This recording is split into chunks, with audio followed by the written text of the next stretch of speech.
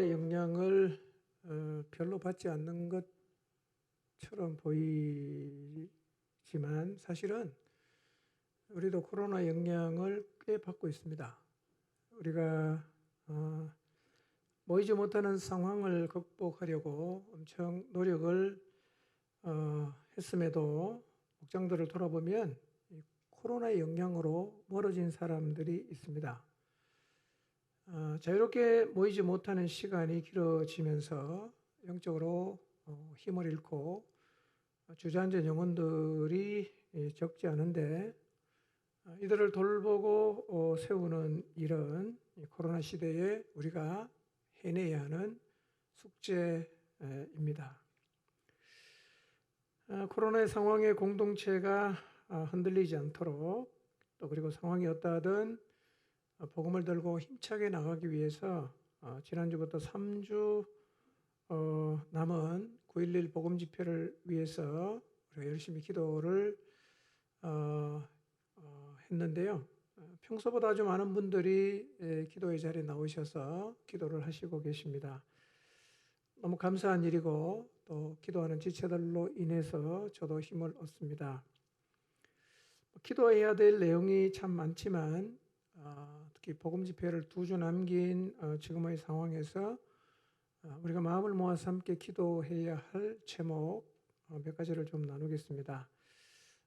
이 기도 응답을 보도록 함께 마음을 모아 주시면 좋겠습니다. 첫째, 우리 모두의 마음에 영혼을 향한 긍휼의 마음이 살아날 수 있기를 기도해야겠습니다. 하나님을 조롱하면서 영원한 멸망을 향해 아무런 감각이 없이 웃으면서 달려가고 있는 영혼을 진실로 불쌍히 여기는 마음을 갖도록 기도하는 일이 필요합니다. 이 마음이 있어야 계속할 수가 있어요. 이 마음이 사라지면 반응이 시원찮은 사람은 굳이 너가 싫어하는데 내가 복음 들고 갈 이유가 없다라고 관둘 수밖에 없게 됩니다. 혹시 대상자로 이름을 올려놓았지만 그 영혼을 향한 긍휼의 마음이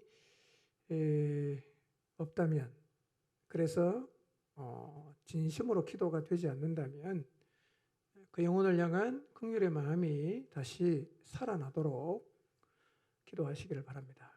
두 번째, 어둠의 세력과의 치열한 싸움에서 밀리지 않고 당당하게 맞설 수 있도록 그 힘을 가지도록 기도하시기를 바랍니다. 저는 요즘 어둠의 강한 공격을 많이 느낍니다. 사단이 전방위로 교회를 공격하고 있어서 여기서 계속 밀리면 주저앉을 수도 있겠다라는 위기감이 생길 정도입니다. 그래서 지금 우리에게 필요한 것은 교회가 어둠의 세력에 밀리지 않을 뿐 아니라 강하게 맞서고 여전히 하나님이 주신 그 사명을 감당할 수 있는 힘을 갖는 것인데요. 우리 각자가 하나님께서 우리를 강하게 붙드시고 또 용사로 세워주시기를 기도해야 하겠습니다.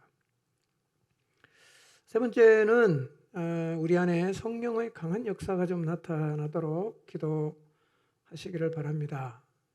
우리 힘의 한계는 명확합니다. 아무리 노력해도 하나님의 역사가 나타나지 않으면 할 수 없는 일이 너무 많습니다. 성령의 역사가 필요한데요. 우리 안에 성령의 충만, 또 성령의 나타남, 또 치유하심, 마음을 만져 새롭게 하시는 일들이 일어나야 하는데요. 성령께서 우리 안에 이런 은혜들을 허락해 주시도록 기도하는 일에 마음을 모아 주시기를 바랍니다. 오늘도 계속 개혁에 대한 말씀을 드리려고 합니다. 자, 먼저 설교 제목을 같이 한번 읽어보겠습니다. 시작.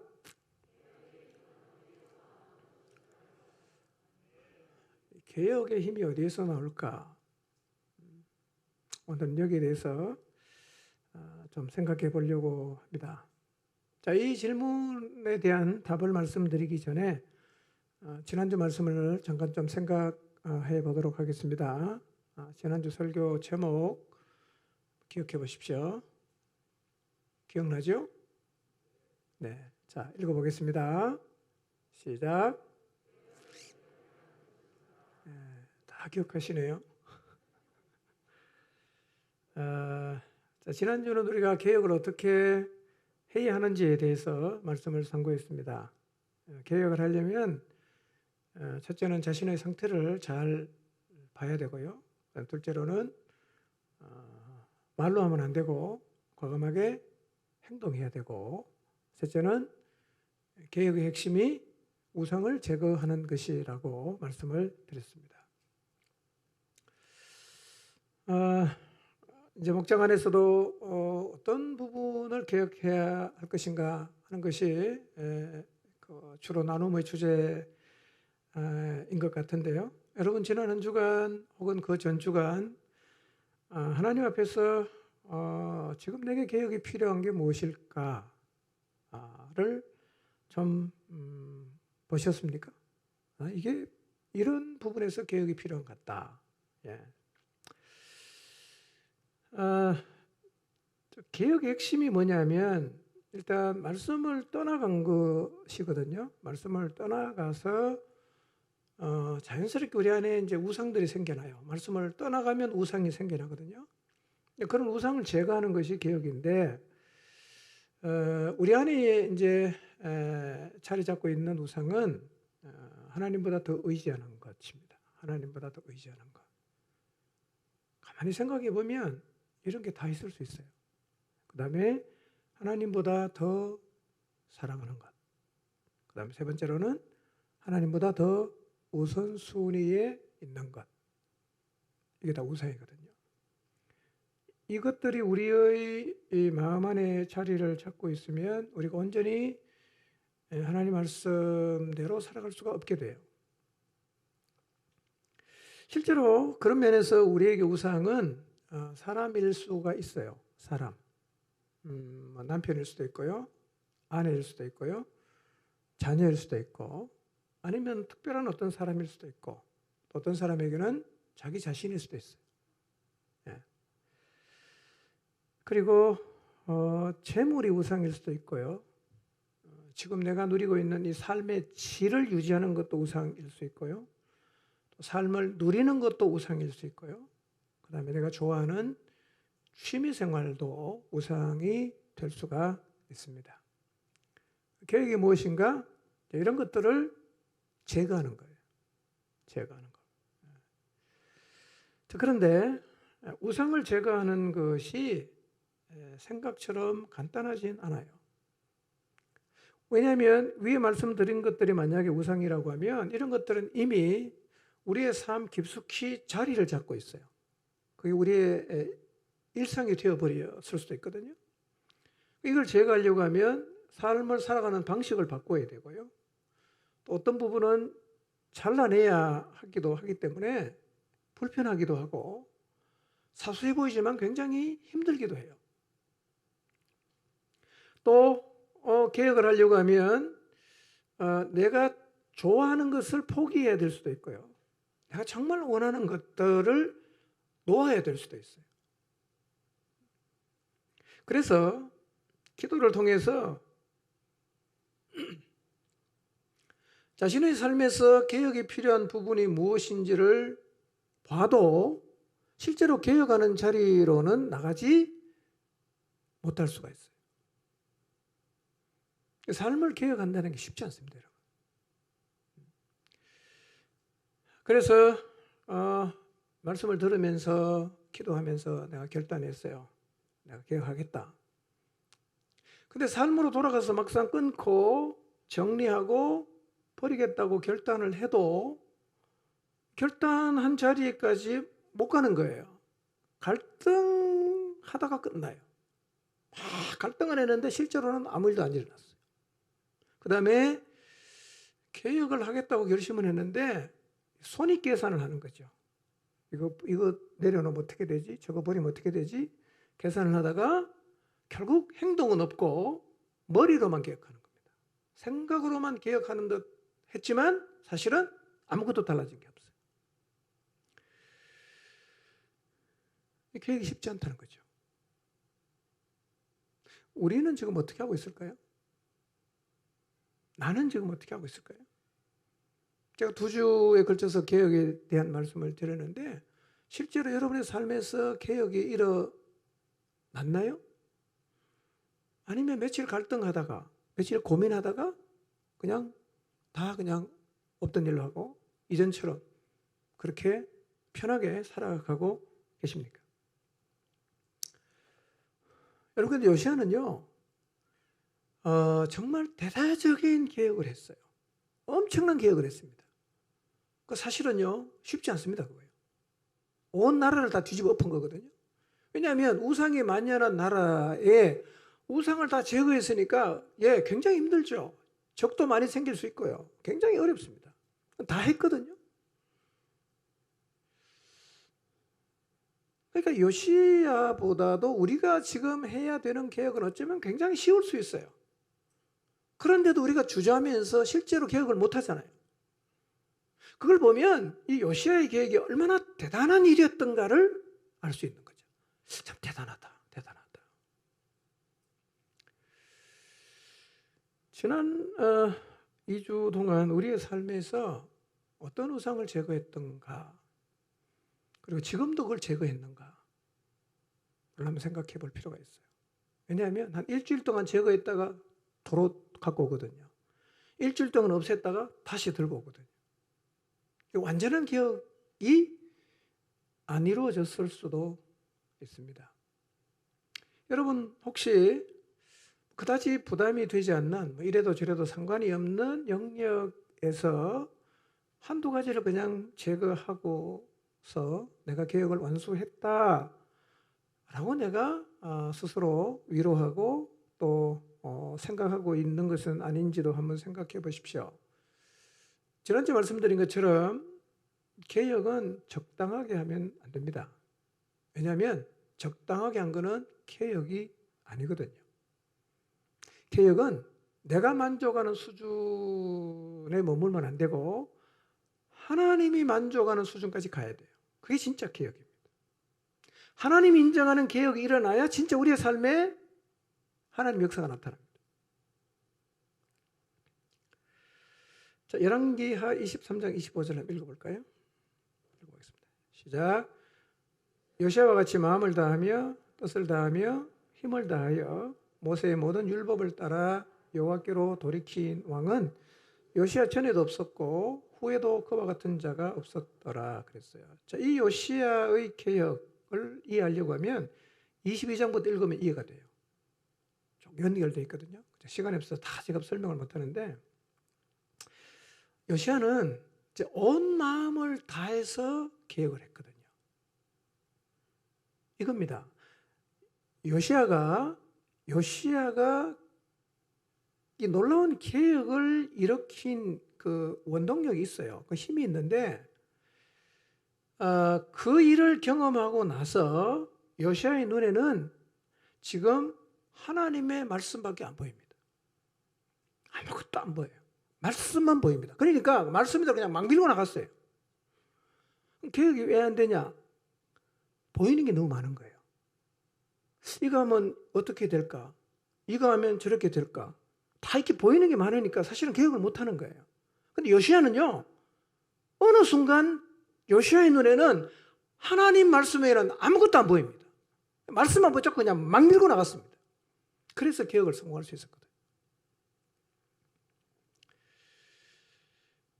우리가 이제 지금 개혁을 한번 해보려고 노력을 하잖아요. 노력을 해보면 해볼수록 느끼는 게 뭐냐? 야, 이 개혁 장난 아니다, 이거. 진짜 아무나 할 수 없는 일이겠다 라는 생각을 아마 하고 계실 텐데요. 이렇게 간단하지 않은 이 개혁을 요시야는 어떻게 해낼 수가 있었을까 하는 겁니다. 어떻게 해낼 수 있었을까? 그 요시야가 그렇게 개혁할 수 있었던 힘이 있어야 되지 않겠어요? 어디서 나왔나? 이걸 오늘 좀 생각을 해보겠습니다. 개혁의 힘은 어디에서 나오는가? 우리도 그 자리로 돌아가서 그 힘을 얻으면 요시야가 걸어갔던 길 걸어갈 수 있어요. 자, 본문을 한번 23장 1절에서 3절인데요. 읽기 전에 여러분 우리 22장 말씀 읽었죠? 14절부터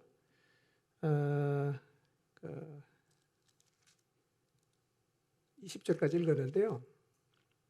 그러니까 23장 1, 2, 3절의 배경이 22장 14절부터 20절까지예요. 그리고 22장 14절의 배경은 그 22장 8절부터 나와 있어요. 쭉 연결되는데요. 그렇게 연결이 되면서 진짜 요시야가 개혁할 수 있는 자리에 섰어요. 예.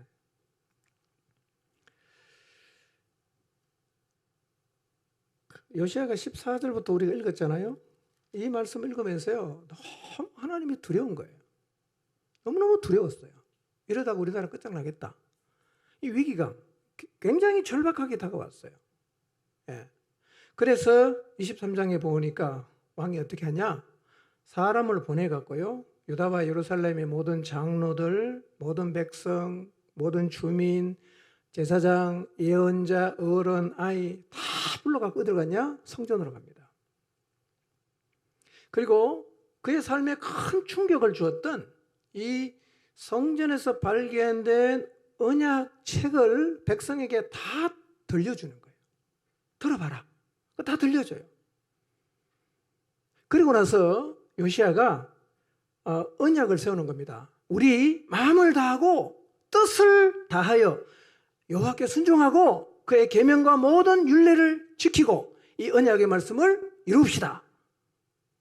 그리고 백성들도 이게 모두 동의를 해요. 그리고 나서 4절부터 시작되는 거예요. 그리고 나서 가서 다 뒤집어 엎었습니다. 제거하고 부수고 불태우고 더럽히고 다 했어요. 이 그러니까 개혁이 뭐냐면요, 하나님의 말씀을 지키는 자리로 돌아가는 거예요. 이게 개혁이에요. 말씀을 지키는 자리로 돌아가는 거죠. 이 개혁을 하기 전에 1절부터 3절까지 보면 백성과 함께 언약을 맺잖아요. 언약을 세우게 된 직접적인 동기가 8절에서 13절에 나와 있어요. 8절에 13절. 자, 읽지는 않겠습니다. 자, 이런 이야기입니다. 요시야가 왕이 된 지 10년이 지났을 때 hil기야 대제사장이 성전을 수리하다가 성전에서 율법책을 발견했어요. 여러분, 하나님이 다스리는 유다의 지도자, 왕과 백성은 율법책을 늘 가까이 두고 묵상을 해야 했습니다. 왜냐하면 이게 매뉴얼이거든요. 나라를 어떻게 운영해야 되는지에 대한 매뉴얼이기 때문에 왕은 늘 그 책을 읽어야 돼요. 어떻게 해야 되는가? 계속 읽어야 돼요. 여러분, 이전에 하나님이 여호수아에게도 똑같은 명령을 하셨어요. 여호수아를 모세의 뒤를 이은 지도자로 세웠을 때 하나님께서 이렇게 말씀하셨거든요. 여호수아 1장 7절 8절 읽어보겠습니다. 시작. 오직 강하고 극히 담대하여 나의 종 모세가 내게 명령한 그 율법을 다 지켜 행하고 우러나 좌로나 치우치지 말라. 그리하면 어디로 가든지 형통하리니.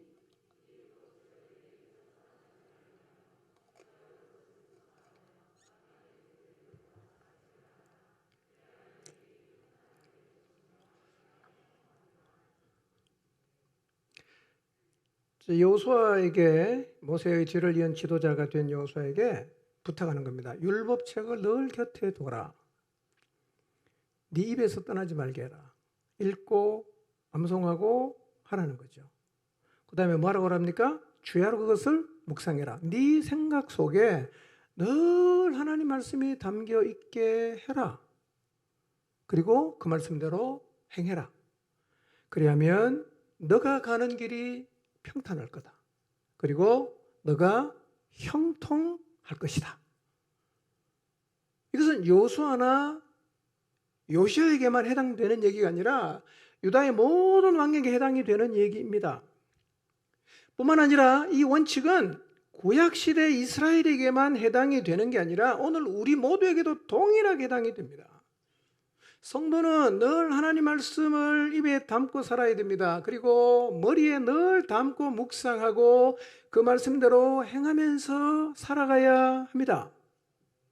이게 원칙이에요. 이 원칙이 지켜져야 하나님의 나라가 유지가 될 수 있고, 이 원칙이 지켜져야 하나님의 백성다운 삶을 살아갈 수가 있어요. 그런데 놀라운 일이 뭐냐? 하나님이 통치하시는 나라 유다가 나라를 통치하는 모든 원리를 담고 있는 율법책을 잃어버렸습니다. 없어요, 그게. 그러니까 이 율법책을 잃어버렸다는 것만 봐도 지금 유다의 문제가 심각하다는 것을 알 수 있어요. 자, 그런데 율법책을 다시 찾았는데 어디서 찾았는가? 열왕기하 22장 8절을 읽어봅니다. 시작.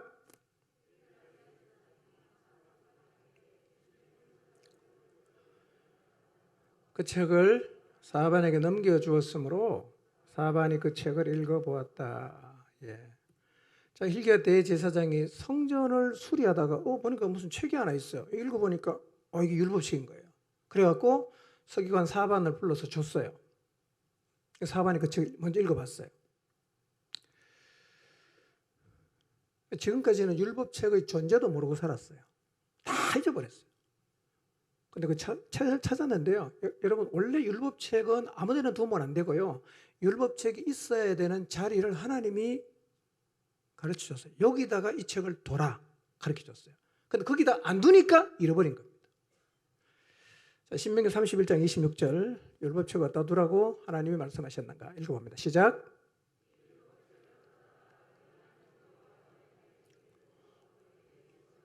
네. 자, 하나님께서 율법책을 어디다 두라고 말씀하십니까? 언약궤 곁에 둬라. 분명히 말씀하셨거든요. 그런데 지금 율법책이 없어졌다는 얘기는 율법책을 별로 중요하게 생각을 안 했다는 거죠. 중요하게 생각 안 하니까 여기저기 굴러 다닐 거고, 뭐 언약궤 옆에 있는지 어딘지 관심도 없다가, 그러니까 그냥 책이 여기저기로 굴러 다니다가 성전안 어디에 갖다 놓은 게 아니라 거기 이제 두게 되었는데요. 아무도 관심이 없으니까 율법책 존재 자체도 잊고 산 거죠. 잊고. 나라를 경영하는 원리가 적혀있는 율법책이 어디 있는지를 아무도 몰라요. 왕도 몰라요. 대제사장도 몰라요. 서기관도 몰라요. 다 몰라요. 율법책이 지금 버려진 채로 있어요. 여러분 보세요. 나라를 경영하는 원리인 율법책을 잃어버렸다. 그러면 유다 나라는 어떻게 경영되고 있을까요? 나라를 경영하는 원리가 되는 책을 잊어먹었으니까 미루어 짐작해봐도 이 나라는 지금 엉망으로 운영이 되고 있다고 생각할 수 있는데 실제로 그랬잖아요. 4절부터 개혁하는 걸 보세요. 이 언약의 말씀과는 전혀 상관이 없는 모습으로 유다가 지금 내다름질을 하고 있었습니다.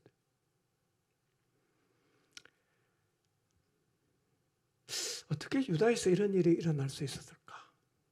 유다, 이스라엘이 아니고, 북왕국 이스라엘이 아니고 남왕국 유다에서 어떻게 이런 일이 일어날 수 있었을까? 근데 역사를 보면 상황이 이해가 좀 되긴 합니다. 왜냐하면 요시아의 아버지 아몬이 악한 왕이었습니다. 2년 다스렸어요. 할아버지 므낫세가 굉장히 악한 왕, 하나님이 유다를 향해서 심판하기로 작정하는데 결정적으로 영향을 줬던 왕이 므낫세인데 55년을 다스렸어요. 그러니까 도합 57년 동안 유다는 하나님을 떠나서 우상을 섬기며 살았으니까 뭐 하나님 율법책에 관심이 없었겠죠. 그러다 보니까 유다는 하나님 말씀에 대해서 철저하게 무관심합니다. 뭐라고 적혀있는지 관심이 없어요. 하나님 뭐라고 말씀하시는가 별로 상관 안 해요. 여러분, 이게 유다만의 문제일까요? 오늘 우리는 어떨까요? 우리는 하나님 말씀에 얼마나 관심이 있을까요? 우리가 인생을 어떻게 살아야 되는지 다 가르쳐주고 있는 삶의 원리가 다 기록되어 있는 하나님 말씀에 우리는 얼마나 관심이 있을까요?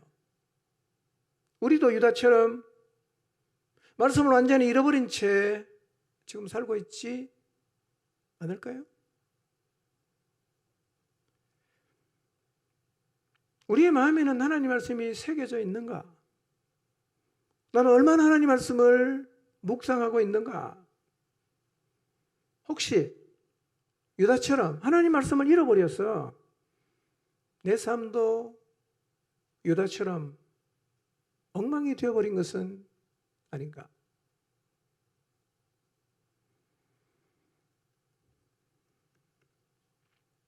율법책을 잃어버린 므낫세 55년, 아몬 2년, 요시아가 왕이 되고 10년, 도합 67년 동안 유다가 어떻게 살았겠어요? 뻔하지요. 주변 나라의 영향을 고스란히 받았습니다.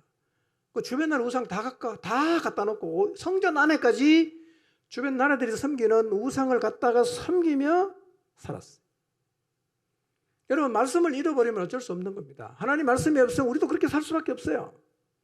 우리는 유다를 통해서요, 하나님 말씀을 잃어버리면 어떻게 살게 되는지를 분명하게 보게 되는 거예요. 우리도 말씀에 관심이 없고 하나님 말씀을 잃어버리고 하나님 말씀이 뭐라고 했든지 상관 안 하고 살면 결국 우리도 세상 사람과 똑같은 모습으로 살게 되어 있습니다. 그리고 그렇게 살면 그걸로 끝나는 게 아니라 14절부터 20절 읽어보세요. 하나님이 심판합니다. 심판. 더 이상은 내가 못 참겠다. 이 유다를 심판하겠다. 그렇게 말씀하셨어요.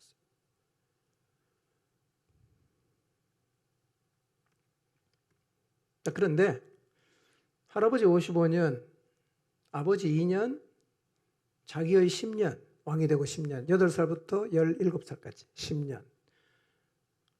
그러니까 67년, 68년 동안 율법의 말씀과는 별로 상관이 없이 요시아도 살았는데 요시아 인생을 완전히 뒤바꿔 놓는 사건이 하나 생깁니다. 요시아가 이 사건을 경험하고 이 사건을 기점으로 해서 인생이 완전히 달라집니다. 완전히 달라져요. 그 사건이 열왕기하 22장. 우리 읽지는 않았는데요. 8절에서 22장 8절에서 13절까지 나와 있어요. 요시아가 왕이 된 지 10년 후에 성전 수리하다가 hil기야 대제사장이 율법책 발견하고 서기관 사반에게 줍니다. 사반이 읽어봅니다. 야, 이거는 왕에게 갖다 줘야 되겠다. 그래서 들고 왕 앞에 가서 그 율법책을 큰 소리로 읽어줍니다. 근데 그 율법책의 내용을 들은 요시아가 너무나 충격을 받습니다. 너무나 충격을 받아요. 그리고 그날을 기점으로 요시아 인생이 완전히 바뀌어버립니다. 요시아는 할아버지에게도 한 번도 들어본 적이 없는 얘기예요. 이거는 아버지한테도 한 번도 못 들어봤어요. 왕이 된 지난 10년간 한 번도 들어보지 못한 언약의 책의 말씀을 들었는데 요시아는 그 말씀을 들으면서 너무 충격을 받습니다. 그리고 생각합니다. 야, 우리가 하나님을 잊고 살았구나. 우리가 하나님을 너무 모르고 하나님 말씀 무시하고 살았구나. 그 말씀을 들으면서 요시아는 지금 자기의 나라가 너무나 잘못된 길로 가고 있다는 사실을 깊이 깨달아요. 너무 마음이 아파서 요시아는 가슴을 쥐어 떴습니다. 옷을 찢어요. 그리고 하나님 앞에서 애통합니다. 하나님, 우리가 잘못했습니다. 우리 하나님 말씀 모르고 하나님이 하면 안 된다고 하신 온갖 우상을 다 숭배하며 살았습니다. 하나님, 지금 우리나라에 우리 온 나라에 우상이 너무너무 가득합니다.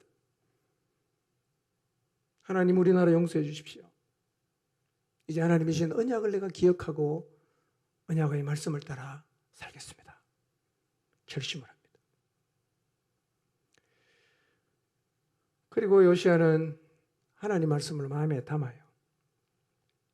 마치 스펀지가 물을 빨아들이듯이 요시아는 서기관 사반이 읽어주는 언약책에 있는 말씀을 그대로 마음에 다 받아들입니다. 다 받아요.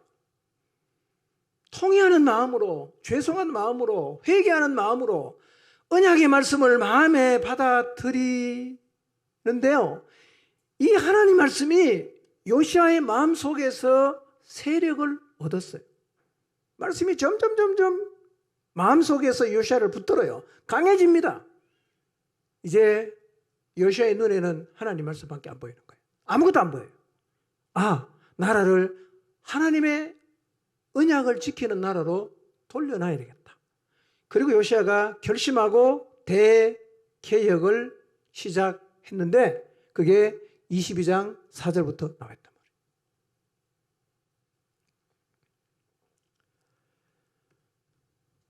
요시아 인생 완전히 뒤집힌 원동력이 뭡니까? 하나님 말씀을 받아들인 거예요. 하나님 말씀 앞에서 통회하고 자복했어요. 하나님 말씀이 요시아의 마음속에서 세력을 얻었어요. 여러분, 우리 눈에 말씀만 보이면 개혁할 수 있습니다. 근데 주변 게 다 보이면 갈등은 할 수 있지만 개혁은 못합니다. 이 사람 걸리고 저 사람 걸리고 이 일 걸리고 저 일 걸리고 아무것도 못합니다. 요시아는요, 너무나 하나님 말씀을 충격적으로 받습니다. 그런데 이런 요시아를 보시고요, 하나님이 이렇게 말씀하세요.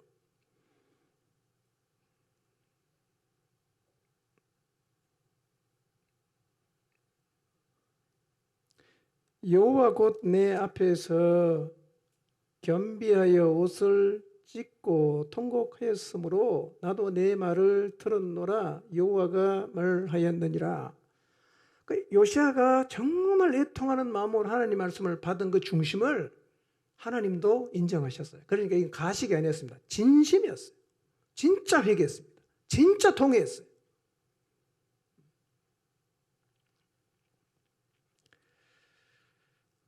여러분, 개혁을 할 수 있는 힘은 우리의 마음속에 하나님 말씀이 살아날 때, 그 말씀이 세력을 얻을 때 일어납니다. 얻을 수 있어요. 뒤집으면 이런 얘기입니다. 하나님 말씀이 우리의 삶에서 세력을 얻지 못하면 개혁은 못합니다. 그건 갈등만 하다 끝낼 수밖에 없습니다. 계산만 하다가 머리로만 개혁합니다. 삶으로는 절대로 못 나갑니다. 말씀이 내 삶을 흔들어 놓을 때 그때는 갈 수 있어요. 요시아는 실제로 하나님 말씀이 그의 가슴을 뒤 흔들어 놓은 그날부터 인생이 완전히 바뀌어버렸습니다. 하나님 말씀만 붙잡고 그냥 갔어요.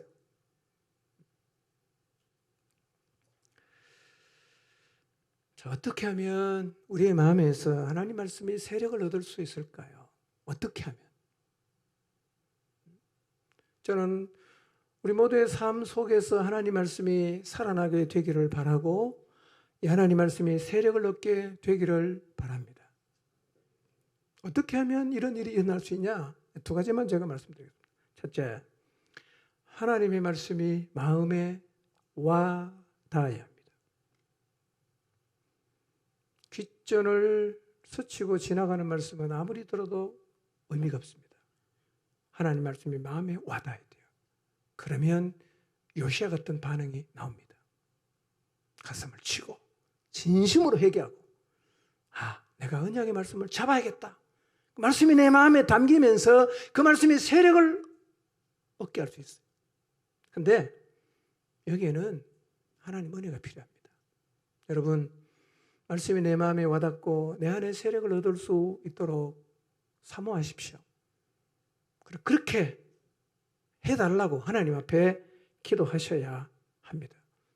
여러분, 요시아는 그 사반 서기관에 읽어준 율법책의 말씀을 그냥 들었을 뿐이었잖아. 뭐 다른 거 아무것도 한 게 없어요. 내용을 그냥 읽어주고 들은 게 다였어요. 그런데 그 말씀이 요시아의 마음에 깊이 와닿았어요. 말씀이 그의 가슴에 와닿으니까 그 말씀이 요시아의 삶 가운데 세력을 얻게 되고, 그로부터 요시아는 이전과는 완전히 다른 삶을 시작할 수 있게 되었습니다. 힘이 바로 거기에서 나왔어요. 여러분, 우리가 들은 말씀이 우리의 마음에 와닿아서 그 말씀에 세력을 얻어야 돼요. 그 말씀이 나를 흔들어야 됩니다. 그러지 않으면 우리는 절대로 진정한 개혁을 이루는 자리에는 설 수 없습니다. 여러분 주님 앞에 나가서 기도하세요. 하나님 말씀이 제 마음에 깊이 와닿게 해주시고 하나님 말씀이 내 삶 가운데 세력을 얻어서 이 말씀이 나를 끌고 갈 수 있게 해주십시오라는 기도가 필요합니다. 사도행전 19장 20절 한번 볼까요? 읽어봅니다. 시작. 예. 바울이 에베소에 2년간 머무르면서 하나님 말씀을 가르쳤을 때 하나님께서 바울을 통해 놀라운 능력을 행하게 하셨어요. 병자가 고쳐지고 심지어는 바울이 손수건을 갖다 얹어도 병자가 나았어요. 엄청난 일이죠. 그리고 마술을 행하던 많은 사람들이 바울이 전해주는 말씀을 듣고 그들이 마술할 때 사용하는 책을 다 갖고 와서 불살라냈는데 그 가격이 엄청난 가격입니다. 아직 개혁이 일어난 거죠. 그런데 어떻게 이런 일이 일어났는가? 사람들의 마음에서 말씀이 세력을 얻으니까 이런 일이 일어났어요. 그러니까요, 말씀이 우리의 삶 속에 세력을 얻으면 이건 엄청난 능력입니다. 엄청난 힘이에요. 여러분, 하나님 말씀이 여러분의 마음에서, 여러분의 삶에서 세력을 얻도록 기도하십시오. 간절하게 기도하십시오. 말씀이 나를 끌고 가는 것, 말씀이 나를 움직이는 경험을 우리가 해봐야 됩니다. 그래야 요시야처럼 살 수가 있어요. 말씀이 세력을 얻으면 우리를 잡아요. 자, 생각해 보세요. 내가 말씀을 잡았어요. 또 말씀이 나를 잡았어요. 생각해 보세요. 다르죠? 다르죠? 자, 사도행전 18장 5절 한번 읽어보겠습니다. 읽어봅니다. 시작.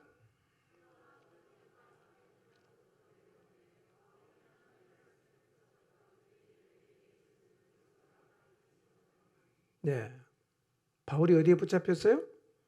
하나님 말씀에 붙잡혔어요. 우리가 하나님 말씀을 붙잡는 것도 필요해요. 근데 하나님의 말씀이 우리를 붙잡으면 우리가 하나님 말씀에 붙잡히게 되면 그 말씀이 끄는 대로 갈 수 있어요. 끄는 대로 갈 수 있습니다. 죽음의 자리도 갈 수 있어요. 네. 말씀에 붙잡히기를 기도하십시오. 진짜 하나님 말씀에 내가 사로잡혀서 말씀이 나를 끌고 가는 이 은혜를 하나님 앞에 구하십시오. 이런 은혜를 경험한다면 요시야 같은 개혁은 가능합니다.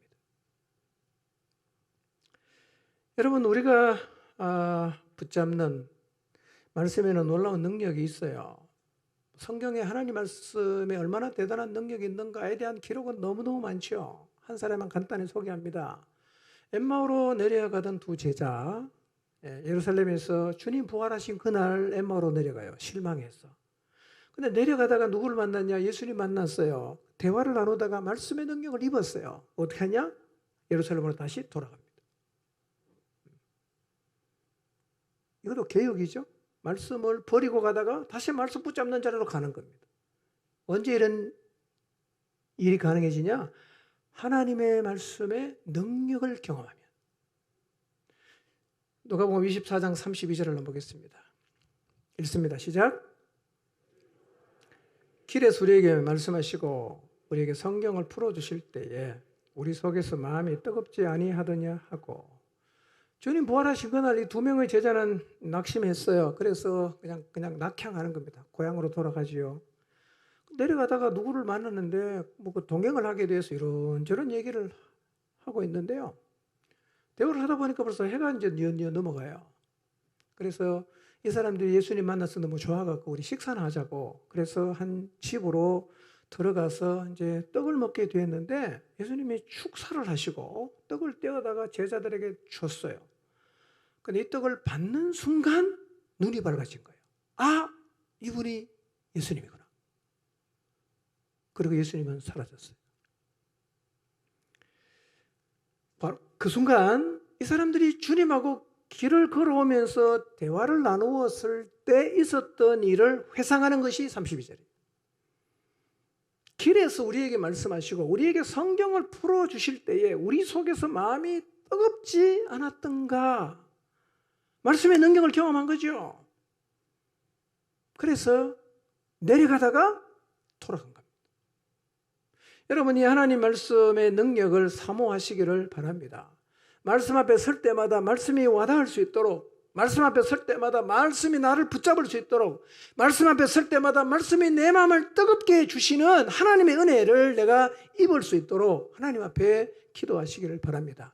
이 자리에 설 수 있다면 우리의 삶에도 요시아 같은 놀라운 개혁은 시작될 수 있어요.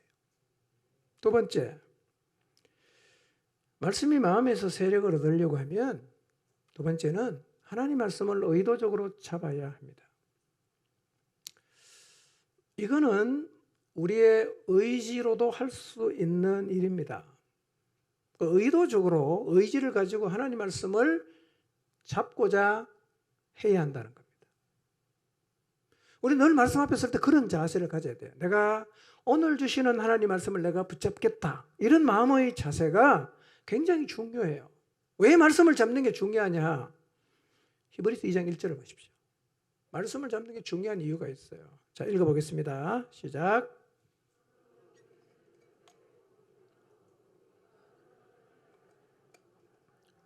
네. 여러분, 우리에게 주시는, 우리의 귀에 들리는 하나님 말씀에 유념하지 않으면 어떤 일이 벌어지냐? 떠내려갑니다. 세상의 파도에 다 휩쓸려가요. 우리가 세상에 살지만 세상의 가치와 세상의 파도에 휩쓸려가지 않은 이유가 뭐냐? 하나님 말씀을 잡고 있기 때문에 안 떠내려가는데, 이 말씀을 유념하지 않고 잡지 않으면 다 떠내려가는 거예요. 그러니까 말씀을 듣는 태도는 굉장히 중요합니다, 여러분. 하나님 말씀은 유념해서 들어야 합니다. 여러분, 이 히브리서를 기록한 이유가 뭐냐? 실제로 1세기에 유대교인들 가운데서 예수님을 믿고 개종한 사람들이 많았어요. 예수님을 메시아로 받아들였단 말이에요.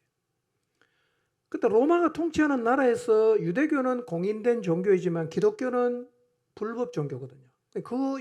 기독교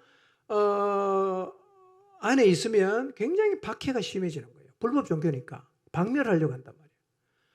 그러니까 진리를 붙잡고 예수님께로 왔다가 박해가 너무 심하니까 다시 어디로 돌아가냐? 유대교로 자꾸 돌아가는 거예요.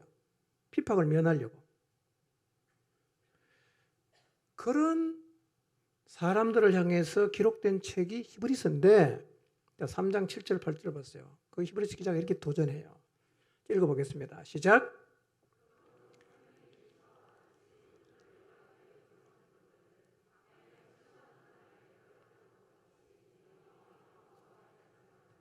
네. 핍박이 너무 힘들어갖고 유대교로 자꾸 돌아가는 사람들을 향해서 하시는 얘기가 뭐냐? 오늘 너희가 그분의 음성을 들으면 어떻게 하라고요? 나 그거 안 하겠어. 나 너무 힘들어. 이렇게 마음을 완고하게 해서 말씀을 흘려보내지 말고 그 말씀을 어떻게 해야 된다? 잡아야 된다는 거예요. 오늘 너희에게 주시는 하나님 말씀을 잡아야 된다. 그래야 산다는 거예요. 여러분, 하나님 말씀을 잡으시기를 바랍니다. 말씀을 들으면 유념하십시오. 그리고 들은 그 말씀을 잡으십시오. 그 말씀이 내 안에 역사하기 시작하면 이 말씀을 따라 살아가는 자리에 설 수가 있습니다. 여러분, 언제나 하나님 말씀을 들을 때는요, 유념해서 들으시고 그 말씀을 잡아야 됩니다. 잡아야 돼요. 자꾸 흘려보내시면 안 돼요. 완고한 마음으로 말씀을 거부해도 안 되고요. 말씀은 잡아야 돼요. 그럼 이 말씀이 나를 끌고 간단 말이에요. 또 하나 여러분 꼭 기억해야 될 게 있어요. 이 말씀을 잡으려고 하면 뭐가 필요하겠어요? 이 말씀이 잡을 만한 가치가 있다는 확신이 필요하지 않겠어요? 저는 이 말씀을 준비하면서요, 확신에 대한 생각을 참 많이 했어요. 여러분, 말씀을 잡으려고 하면 이 말씀에 대한 확신이 필요합니다. 확신. 여러분 하나님 말씀을 확신하십니까? 자, 디모데후서 3장 13절 15절 한번 읽어보겠습니다. 시작. 속이기도 하고 섞기도 하나니 그러나 너는 배우고 확신한 일에 거하라. 너는 내가 누구에게서 배운 것을 알며 또 어려서부터 성경을 알았나니 성경은 너희 너로 하여금 그리스도 예수 안에 있는 믿음으로 말미암아 구원에 이르는 지혜가 있게 하느니라 그랬어요. 사실 굉장히 중요한 말씀입니다. 여러분, 세상에는 악한 사람들과 속이는 자들이 많습니다. 그래서 서로 속이기도 하고 속기도 합니다. 여기서 말하는 것은 그냥 세상에 사기꾼이 많다 그런 얘기가 아니라 영적으로 속이는 사람이 많다는 거예요. 예. 우리가 살고 있는 세상에는 사탄이 뿌려놓은 거짓과 속임수가 너무 많아서 옛날이나 지금이나 똑같습니다. 늘 영적으로 혼탁하죠. 그래서 신앙생활을 하지만 길을 찾지 못해서 방황하는 사람이 많아요. 짧은 인생을 살면서 도대체 내가 무엇을 잡아야 되는지에 대한 확신이 없는 사람도 적지 않고요. 정말 우리가 요시야 같은 계획을 꼭 해야 되는가? 그리고 신앙생활을 진짜 이 목숨까지 걸고 하는 게 맞는가? 라는 것에 대해서 의구심을 갖는 사람도 적지 않습니다. 많은 사람들이 인생을 살아가는 방식에 대한 얘기를 하지요. 이 사람은 이렇게 살아라. 저 사람은 저렇게 살아라. 여러 얘기가 많아요. 그래서 여러 얘기를 듣다 보면 우리가 자꾸 이제 혼란스러워지는 거예요. 누구 말이 맞지 도대체? 누구 말이 맞지? 어떻게 살아야지? 여러분, 이 세상에는 속이는 사람이 많습니다. 속이기도 하고 속기도 하는 일은 앞으로도 계속 일어날 텐데 우리가 한 번밖에 없는 이 짧은 인생, 하나님의 사람 그리스도인으로 어떻게 살아야 되는지에 대해서 많은 사람들이 여러 가지 방식을 얘기한다고 해도 우리는 내가 도대체 인생을 어떻게 살아야 되는지 모르겠다 이렇게 말하면 안 돼요. 우리는 성경을 확신해야 합니다. 성경은 확신할 수 있습니다. 성경에는 우리의 인생을 구원에 이르게 하는 모든 지혜가 다 담겨 있어요. 풀은 말라요, 꽃은 시듭니다. 그러나 하나님 말씀은 영원히 존재하는 것입니다. 성경 말씀을 확신하십시오. 확신하십시오. 긴가민가 하시면 안 돼요. 누가 뭐라고 해도 하나님이 말씀하시면 확신하고 가야지. 그런가? 내가 너무 지나친가? 이렇게 왔다 갔다 하면 안 된다는 거예요. 왜 왔다 갔다 하느냐? 확신이 없어서 그런 겁니다. 그래서 바울이 디모데에게 말하잖아요. 너는 배우고 확신한 일에 거해라. 성경에 하나님이 주신 약속이 있다면, 성경에 하나님께서 어떻게 살아야 될지에 대해서 분명히 말씀하셨다면 확신으로 그 말씀을 잡아야 됩니다. 여러분, 나는 성경 말씀을 얼마나 확신하고 있는가를 한번 생각해 보십시오. 얼마나 확신하고 있는가?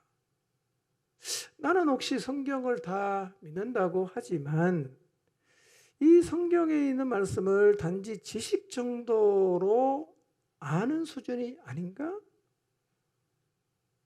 진짜 하나님 말씀이 내가 기대할 수 있고 붙잡을 수 있고 인생을 던져버릴 수 있는 진리인가? 난 정말 그렇게 믿고 있는가? 여러분, 세상에 퍼뜨린 가장 큰 거짓말이 뭡니까? 사단이 뿌려놓은 거죠. 성공해라, 출세해라, 돈 많이 벌어라, 잘 살아야 된다. 여러분, 하나님을 떠나 있는 모든 사람의 인생의 목적은 거의 비슷합니다. 다 이거예요. 우리 세상에 살잖아. 그런 영향 받죠. 우리의 신앙은 어떤 바탕에 세워져야 되냐?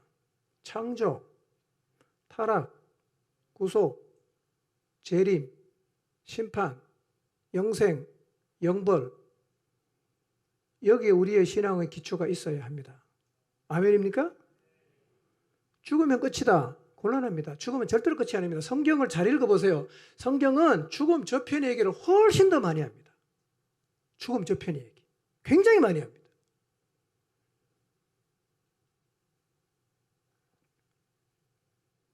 우리의 삶은 이 성경의 진리라는 바탕 위에서 세워가야 합니다. 그렇게 하려고 하면 뭐가 필요하냐? 진리에 대한 확신입니다. 배우고 확신한 일에 거해야 합니다. 그렇게 되시기를 주님의 이름으로 축원합니다. 누가 뭐라고 해도 나는 확신한 일에 거하는 거예요. 진리를 붙잡아.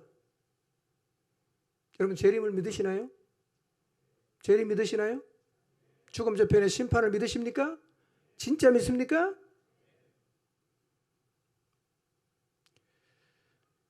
그래서 성경을 확신하는 사람은 이렇게 살게 돼 있어요. 골로새서 3장 1절에서 3절을 읽어보겠습니다. 자, 읽습니다. 시작. 그러므로 여러분이 그리스도와 함께 살려주심을 받았으면 위에 있는 것들을 추구하십시오. 거기에는 그리스도께서 하나님의 오른쪽에 앉아 계십니다. 여러분은 땅에 있는 것들을 생각하지 말고 위에 있는 것들을 생각하십시오. 여러분은 이미 죽었고 여러분의 생명은 그리스도와 함께 하나님 안에 감추어져 있습니다. 다 어디를 지금 우리에게 바라보라고 말씀하고 있습니까? 위의 것. 그 다음에 하나님 보호자 우편에 살아계신 예수 그리스도. 너희의 생명은 그리스도와 함께 하나님 안에 감추어져 있다. 이 땅에서 삶을 얘기하지 않지 않습니까? 이 말은 세상에 줄을 놓아라 그런 의미는 아니에요. 열심히 사셔야 됩니다. 그러나 궁극적으로 우리가 진리를 믿는다면 어디를 바라봐야 됩니까? 그 나라를 바라봐야 됩니다. 우리는 땅에 살지만 이 땅에 사는 날 동안도 뭘 추구해야 됩니까? 위의 것을 추구해야 됩니다. 죽으면 끝입니까? 1절이 말하지 않습니까? 그 위에는 부활하신 그리스도께서 하나님 우편에 앉아 계신다고 말씀합니다. 우리가 죽으면 다 끝납니까? 누굴 만납니까? 하나님 보호자 우편에 계신 부활하신 예수 그리스도를 만나지 않겠어요?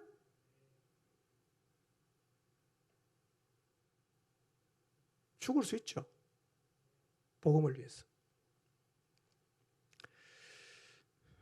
며칠 전에 아프간 탈레반이 아마 신자들인 것 같아요. 그런 동영상이 쭉 돌았어요. 제가 먼저 봤는데 너무 역겨워서 못 올리겠더라고요. 그냥 뒤에서 손을 묶고 그냥 총을 쏴 죽이는 겁니다. 우리가 그렇게 죽는다. 그럼 예수님 믿는 게 무슨 의미가 있을까요? 꿈도 펼쳐보지 못하고 젊은 날에 예수님 믿는다는 이유 때문에 총에 죽었어요. 의미 있습니까? 예수님 믿는 게? 죽으면 끝이라고 하면 안타까운 일이죠. 여러분들 그 사람들이 부활하신 예수 그리스도 보호자 우편에 앉아 계신 예수님 만났을까요? 만났을까요?